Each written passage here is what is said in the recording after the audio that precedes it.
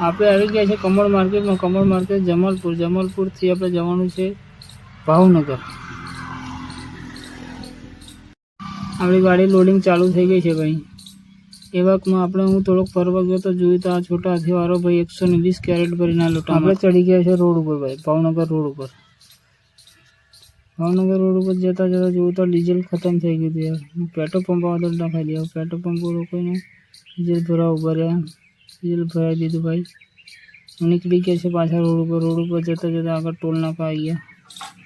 Toll નાકો પાર કરીને તરત જ ટોલ નાકા પર થોડી વેટ કરવી પડી.